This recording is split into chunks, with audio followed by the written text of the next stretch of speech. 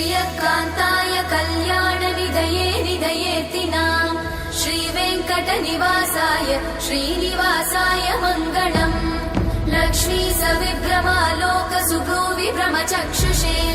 चक्षुषे सर्वलोकानां वेङ्कटेशाय मङ्गलम् श्रीवेङ्कटाद्रिशृङ्गाग्रमङ्गलाभरणाङ्गये मङ्गलानां निवासाय श्रीनिवासाय मङ्गलम् सर्वावयव सौन्दर्य सम्पदा सर्वचेतसां सदा सम्मोहनायास्तु वेङ्कटेशाय मङ्गलम् नित्याय निरवध्याय सत्यानन्दचिदात्मने सर्वान्तरात्मने श्रीमद् वेङ्कटेशाय मङ्गलम् स्वतः सर्वविदे सर्वशक्तये सर्वशेषिने सुलभाय सुशीलाय वेङ्कटेशाय मङ्गलम्।